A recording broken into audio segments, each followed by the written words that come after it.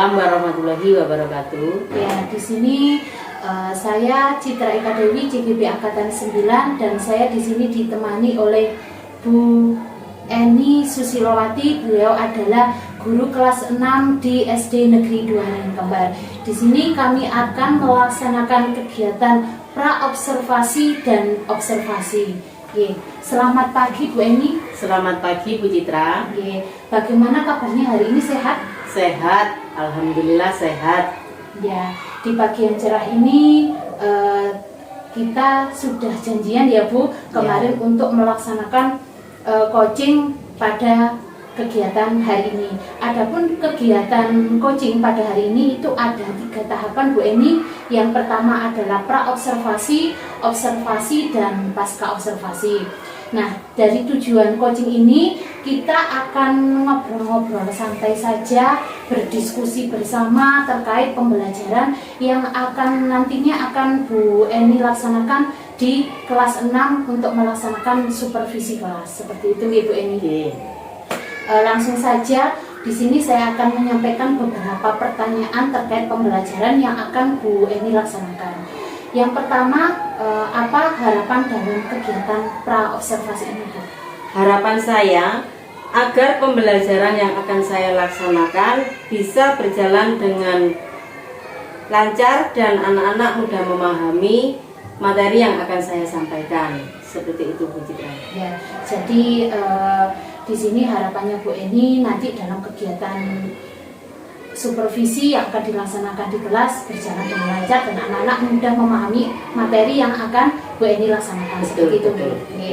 Yang kedua, terkait dengan harapan yang Bu Eni sampaikan tadi, kalau boleh tahu untuk kegiatan supervisi yang akan nantinya akan dilaksanakan, materi atau kompetensi apa yang akan Bu Eni kembangkan dalam pembelajaran nanti? Materinya adalah unsur-unsur lingkaran dan kompetensi yang akan saya kembangkan dari segi pengetahuan. Anak-anak bisa menjelaskan unsur-unsur lingkaran dan bisa mengidentifikasi unsur-unsur lingkaran. Seperti itu.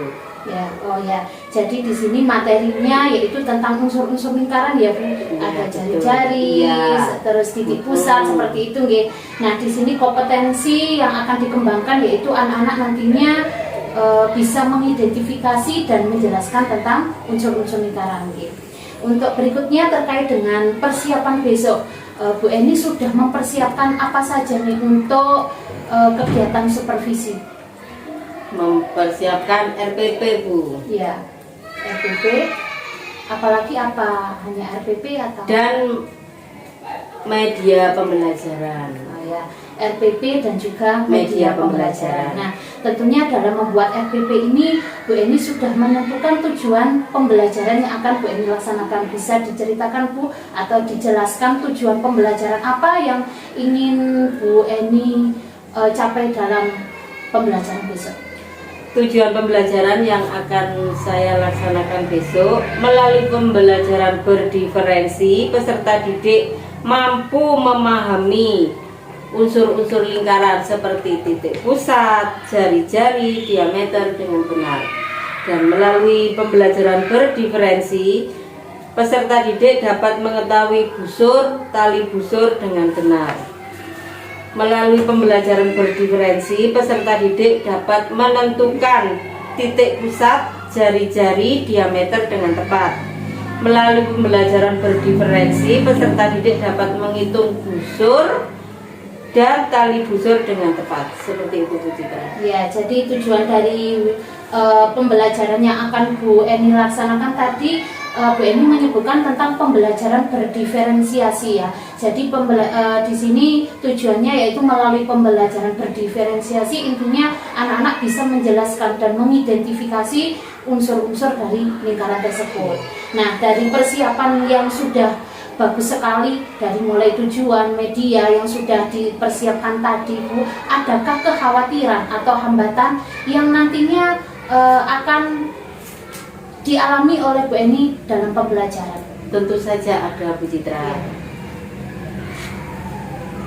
Kira-kira apa Bu hambatan tersebut? Karena gaya belajar dan latar belakang anak-anak itu berbeda. Yang saya khawatirkan tentang waktu, takutnya waktu yang akan saya sampaikan dalam satu pertemuan tidak terpenuhi. Ya, karena kita melakukan pembelajaran berdiferensiasi ya Bu, terkait itu kan mungkin gaya belajarnya anak-anak berbeda-beda ya, dari mulai yang tadi gaya belajar visual, audiovisual, kinestetik dan latar belakangnya juga. Mungkin di sini pastinya ada hambatannya tadi Bu Eni juga menyebutkan tentang waktu, takutnya waktunya tidak mencukupi seperti itu ya Bu. Untuk itu adakah rencana lain Bu untuk mengatasi kekhawatiran atau hambatan yang Bu Eni sebutkan tadi? Pastinya ada Bu Citra. Ya. Rencana saya akan membuat kesepakatan kelas di mana dalam kesepakatan kelas anak-anak akan melaksanakan pembelajaran secara tertib dan memperhatikan apa yang akan saya jelaskan tentang materi yang akan saya jelaskan. Seperti itu Bu Citra. Oh ya, jadi Bu Eni di sini rencananya untuk mengatasi hambatan yang akan terjadi atau yang maksudnya kita jaga-jaga seperti itu ya Bu. Nah, dari Bu Eni sudah merencanakan atau mengatasi kekhawatiran itu dengan membuat kesepakatan kelas. Ya, bagus sekali Bu untuk rencananya. Nah, untuk melaksanakan rencana tersebut, apakah Bu Eni meminta bantuan orang lain agar rencana yang Bu Eni laksanakan tersebut dapat tercapai? Iya Bu, saya meminta bantuan anak-anak untuk membuat kesepakatan kelas dengan melibatkan anak-anak mereka yang membuat kesepakatan kelas. Mereka juga yang akan menerima konsekuensi dari kesepakatan yang mereka sepakati. Seperti itu Bu Citra. Oh ya, berarti di sini Bu Eni akan melibatkan anak-anak ya. Karena anak-anak di sini yang akan membuat sendiri, dan kalau anak-anak melanggar berarti anak-anak yang menerima konsekuensinya. Ya, terima kasih Bu. Sangat luar biasa dan bagus sekali rencananya. Kemudian dengan rencana yang sudah disusun, yang bagus itu kapan Bu Eni akan melaksanakan supervisi? Nantinya saya akan menemani Bu Eni dalam kegiatan tersebut. Kapan yang akan dilaksanakan? Besok Bu, saya akan segera melaksanakan karena rencana yang sudah saya susun dengan matang dan harus segera dilaksanakan. Oh iya, betul sekali Bu. Memang kalau rencana sudah disusun sedemikian rupa, sudah bagus, harus segera dilaksanakan. Jam berapa Bu? Jam pertama atau? Jam pertama Bu. Oh ya, jam pertama besok saya akan berkunjung ke kelas Bu Eni untuk melaksanakan supervisi kelas. Nah, dari percakapan tadi Bu, mulai dari persiapan sampai rencana-rencana dan hambatan tadi yang Bu Eni sampaikan tadi, apa yang bisa Bu Eni dapatkan dari kegiatan praobservasi pada hari ini? Saya bisa merencanakan pembelajaran dengan lebih baik dan lebih efisien, serta saya dapat menemukan hambatan yang mungkin terjadi dan cara mengatasinya. Seperti itu Bu. Ya, terima kasih Bu. Di sini Bu Eni tadi sudah merencanakan dengan matang ya. Nah, di sini kita sudah berbincang-bincang juga. Di sini Bu Eni juga sudah menemukan kira-kira hambatan apa yang nantinya kita temukan dalam pembelajaran dan sudah mempunyai rencana untuk mengatasi hambatan tersebut. Terima kasih Bu Eni untuk kegiatan praobservasi pada hari ini. Cukup sekian, besok kita lanjutkan lagi. Saya akan berkunjung ke kelas Bu Eni untuk melaksanakan supervisi kelas. Terima kasih Bu Eni atas waktunya. Sama-sama. Ya, boleh kembali ke kelas kembali.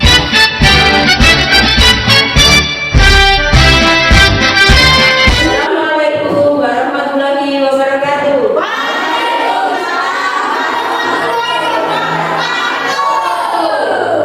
Bagaimana kabarnya? Sekarang kita akan memulai pembelajaran, namun sebelum itu kita berdoa dulu. Salah satu anak memimpin doa. Asli, coba pimpin doa maju depan.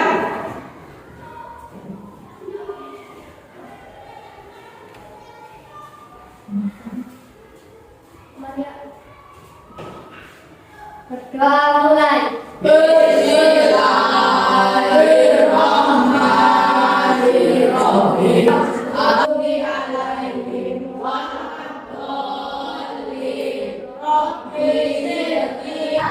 Sekarang kita akan coba kalian hadap berdiri, kita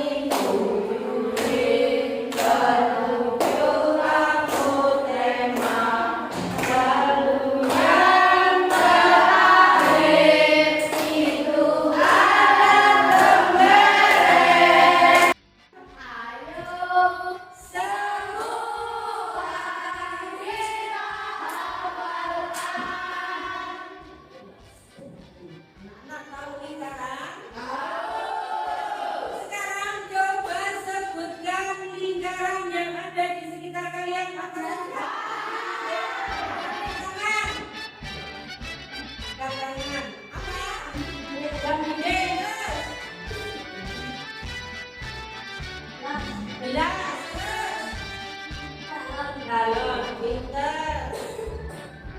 Sekarang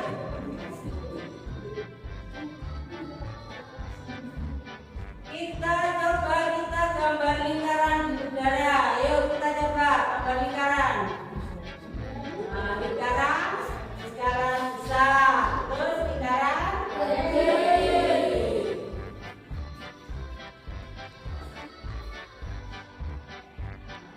Punya catatan gede, nanti kalian amati.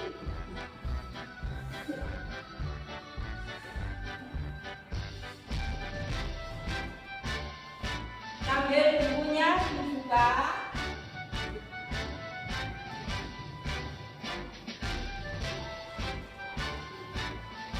Keluarkan pensil.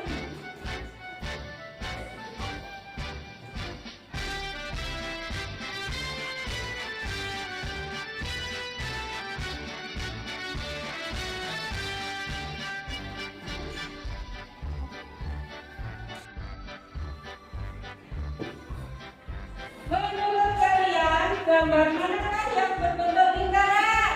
Gambar B. Gambar B.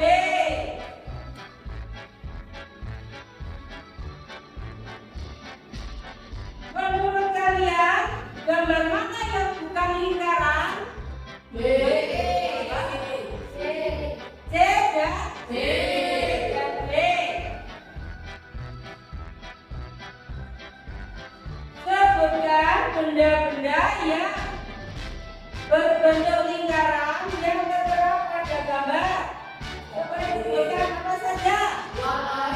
Yang lain. Terus yang ada pada gambar tersebut. Yang ada pada gambar uang lain. Ini. Sekarang kalian sudah dibagi kelompok, coba kalian diskusi. Dan tanya jawab teman-teman kalian. Didiskusikan. Pertanyaan-pertanyaan yang ada didiskusikan.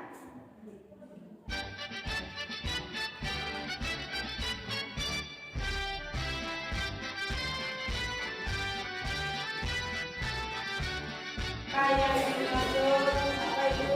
Titik pusat, jari-jari, diameter.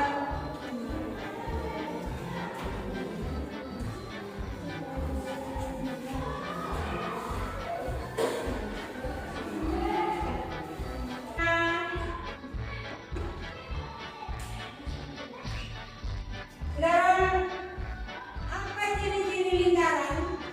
Ciri-ciri lingkaran apa saja?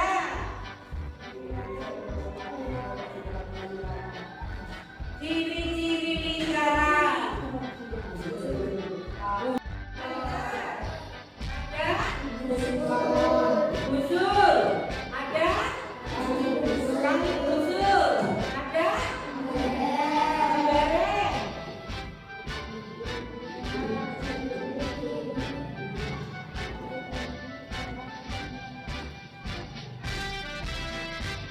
Nah, sekarang coba presentasikan ke depan. Yang di sini mempresentasikan, yang di sini menggambar lingkaran beserta unsur-unsurnya. Dan yang di sini kita mempresentasikan. Yuk mulai mempresentasikan hasilnya. Tadi apa yang kalian pelajari? Yang dari yang kalian amati tadi dipresentasikan ke depan hasilnya.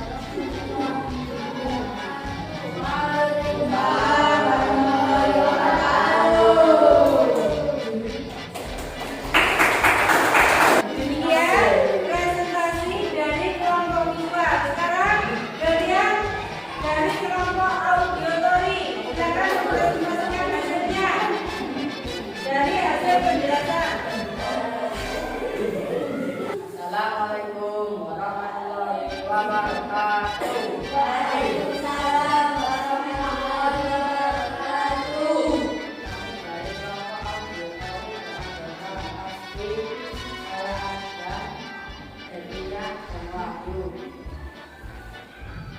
Jelaskan yang dimaksud usul lingkaran.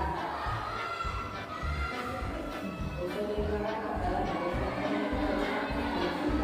lingkaran dan menunjukkan suatu keseimbangan di lingkungan tersebut. Jelaskan yang dimaksud tali usul. Tali usul merupakan garis yang dalam lingkaran yang menunjukkan suatu keseimbangan.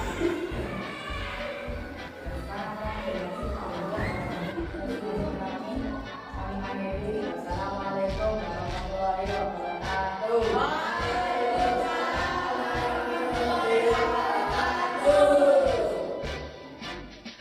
Kelompok makhluk biologi sekarang, kelompok kinesis silakan mempresentasikan dengan menggambarkan lingkaran.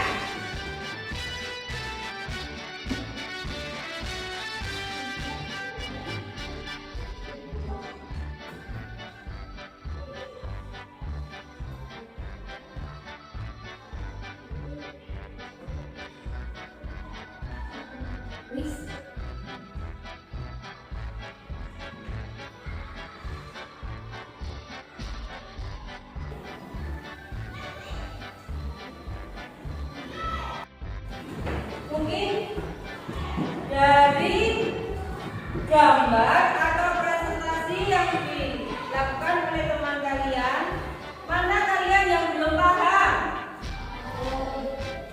Sudah paham? Saya akan jelaskan kembali. Nah, ini sebuah lingkaran. Titik pusatnya ada di titik O apa D? Terus jari-jarinya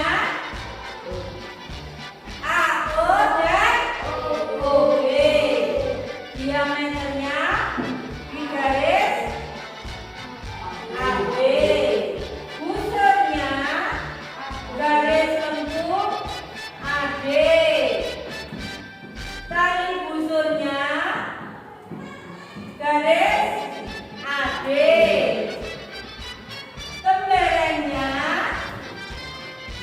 Kemberengnya yang mana? AD.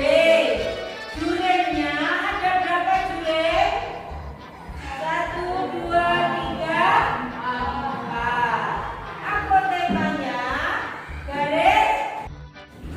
Mungkin dari gambar atau presentasi yang dilakukan oleh teman kalian, mana kalian yang belum paham? Sudah paham? Saya akan jelaskan kembali. Nah, ini sebuah lingkaran. Titik pusatnya ada di titik O apa D? Terus jari-jarinya A, O, dan O, B. Diameternya di garis AB. Busurnya garis lengkung AD. Tali busurnya garis AD.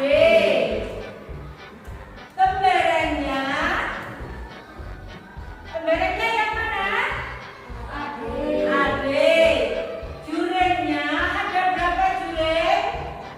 1, 2, 3, 4. Apotekanya garis. Tugasnya dikumpulkan. Untuk KTD-nya coba dikumpulkan. Selanjutnya kita akan belajar tentang cara menghitung keliling lingkaran dengan diketahui diameter dan jari-jari. Mungkin itu untuk hari ini. Saya akhiri. Wassalamualaikum warahmatullahi wabarakatuh.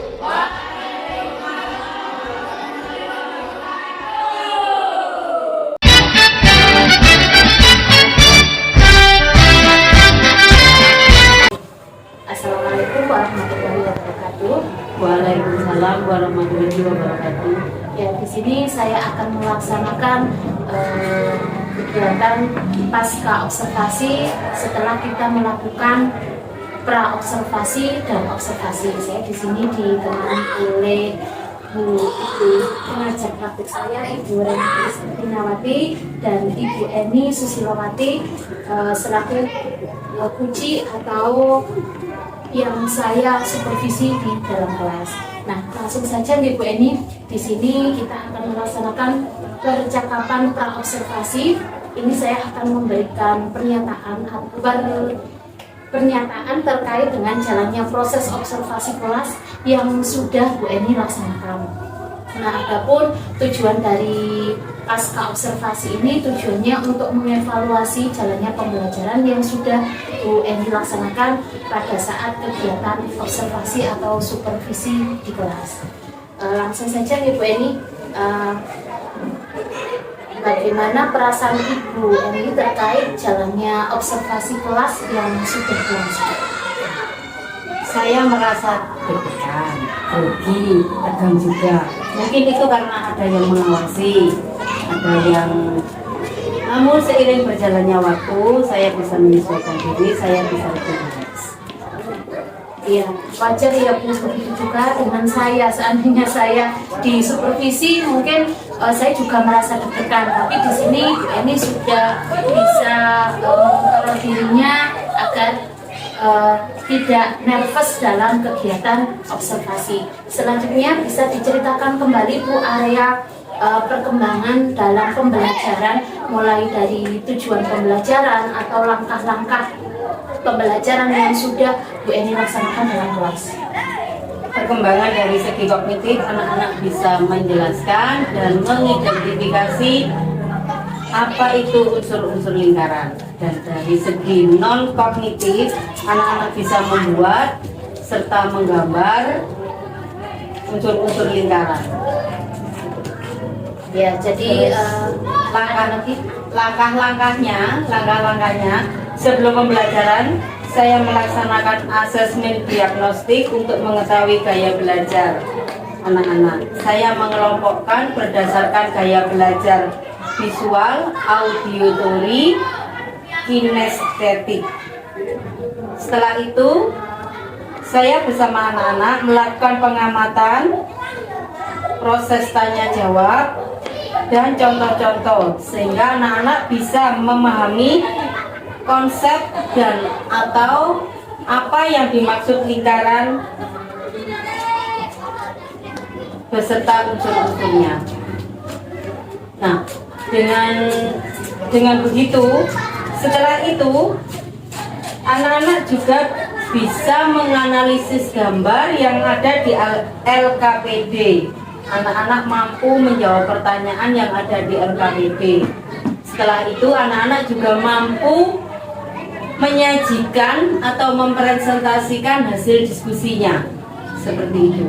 Ya, jadi di sini area perkembangan yang Bu Eni sampaikan di kelas itu salah satunya ya Bu, tentang pembelajaran berdiferensiasi. Jadi sebelum pembelajaran itu dimulai, Bu Eni sudah melaksanakan asesmen diagnostik di sini untuk mengelompokkan siswa berdasarkan gaya belajarnya. Nah, di sini banyak sekali tadi Bu Eni juga sudah menyebutkan langkah-langkah pembelajaran seperti anak-anak mengamati di materi yang Bu Eni sajikan, terus anak-anak mempresentasikan, juga mengidentifikasi unsur-unsur lingkaran seperti itu, Bu. Oke, selanjutnya menurut Ibu sejauh mana area perkembangan yang sudah disampaikan di kelas tadi? Apakah semua dari area perkembangan yang ingin Bu Eni sampaikan tadi apakah sudah dilaksanakan, Bu? Area perkembangan yang saya laksanakan tadi sudah saya laksanakan terkait mengidentifikasi, menjelaskan, dan menggambar lingkaran. Ya, jadi semuanya sudah dilaksanakan ya Bu, dari segi kognitif dan non kognitifnya seperti unsur-unsur lingkaran atau mengidentifikasi tentang unsur-unsur lingkaran. Selanjutnya di sini adakah Bu kekurangan atau kelebihan dalam Bu Eni mengajar di kelas? kekurangan yang saya hadapi tentu ada, Bu Citra. Ya. Masih ada beberapa siswa yang tidak aktif dalam bekerja sama dengan kelompoknya. Misalnya seperti ini, ada salah satu contoh siswa itu tidak mau bekerja sama dengan temannya. Seperti itu. Ya, jadi di sini dalam pembelajaran yang Bu Eni laksanakan itu ada beberapa siswa yang belum aktif ya Bu. Di sini anak-anak bermain sendiri, ngomong sendiri seperti itu. Ya. Oh ya, jadi anak-anak belum bisa bagaimana bekerja sama dengan temannya, itu masih ada saja gitu. Terus kira-kira menurut Ibu apa sih penyebab dari kendala tersebut sehingga anak-anak itu kurang antusias dalam pembelajaran di kelas? Anak-anak itu kurang bisa memahami materi karena gaya belajar mereka tidak sama. Seperti itu. Ya, jadi anak-anak yang kurang aktif ini belum bisa menerima materi seperti itu ya, belum belum bisa menangkap materi apa yang diterangkan oleh Bu Eni. Apakah seperti itu, nggih? Nggih. Nah, terus untuk mengatasi anak-anak yang belum bisa menangkap pembelajaran yang Bu Eni jelaskan tadi, atau belum aktif dalam pembelajaran, atau masih bermain sendiri di kelompok belajarnya, itu rencana apa yang akan Bu Eni laksanakan agar kendala seperti anak-anak yang kurang aktif itu tidak terulang kembali? Rencana saya agar siswa ini lebih antusias dalam belajarnya, saya akan lebih jeli dalam mengelompokkan anak-anak dalam berdasarkan gaya belajar mereka dan menambahkan ice breaking dalam pembelajaran. Karena pembelajaran matematika itu menurut anak-anak pembelajaran yang paling menakutkan dan paling sulit. Nah, dengan adanya ice breaking, anak-anak akan lebih santai, lebih rileks dalam menerima pembelajaran matematika. Seperti itu. Ya, memang pembelajaran matematika itu bagi anak-anak adalah pembelajaran yang sulit ya. Kadang anak-anak itu takut dalam pembelajaran matematika. Nah, di sini Bu Eni sudah memberikan sebuah rencana yang bagus, yaitu untuk mengatasi anak-anak itu agar aktif dalam pembelajaran, agar semangat lagi dalam pembelajaran. Bu Eni akan melakukan ice breaking ya Bu, di awal, di tengah, seperti itu ya, sehingga membangkitkan semangat siswa untuk belajar.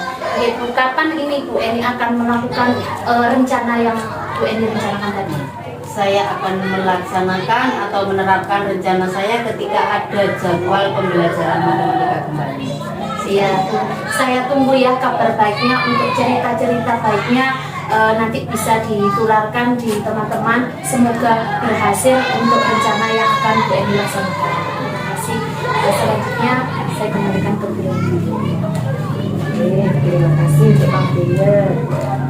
Di sini ketika saya mengamati untuk pasca observasi, Bu Citra sebagai coach dan Bu Enya sebagai coach. Di sini sebagai coach juga Bu Citra sudah melaksanakan coaching sesuai dengan alim kita. Jadi kita itu adalah bisa menemukan tujuan, ya, menyampaikan tujuan, kemudian identifikasi masalah. Di sini juga ada, kemudian R-nya ini adalah rencana aksi dan juga tanggung jawab. Di sini kalau boleh saya tambahkan sedikit, di sini untuk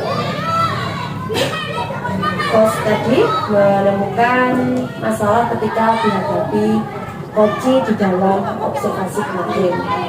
Beliau mencoba untuk membuat RPP berdiferensiasi. Kalau sebelumnya kita tidak ada RPP berdiferensiasi, jadi di sini dicoba. Nah, kira-kira bagaimana kalau kita menerapkan RPP berdiferensiasi di dalam setiap pembelajaran? Enak nomor tuh. Mungkin lebih enak, lebih nyaman seperti itu. Karena juga mungkin banyak yang menggunakan apa namanya bacaan, kemudian menggunakan Kontennya yang digunakan itu kan macam-macam ya, itu macam-macam, nggak monoton. Ya. Kalau dulu kita menggunakannya itu hanya ceramah, ya ceramah, mungkin anak-anak bosan. Karena anak-anak itu kepingin Kepingin ingin tahu gitu, ingin suasana yang berbeda. Kemudian dengan ice breaking ini bisa menambah semangat anak-anak yang belajar. Mungkin kalau matematika itu adalah hal yang ditakutkan, saya dulu juga itu waktu kecil. Jadi ketika kita di awal itu pembelajarannya gurunya mungkin sudah nggak enak, maka anak-anak juga males karena gurunya nggak enak. Ketika kita menyampaikan atau memberikan ice breaking itu hampir di dalam setiap pembelajaran, mungkin menambah semangat. Itu dari saya. Ya. Terima kasih untuk Bu Reni untuk tambahannya tadi, semoga bermanfaat untuk kita, dan saya akhiri demikian untuk pasca observasi hari ini. Assalamualaikum warahmatullahi wabarakatuh. Waalaikumsalam warahmatullahi wabarakatuh.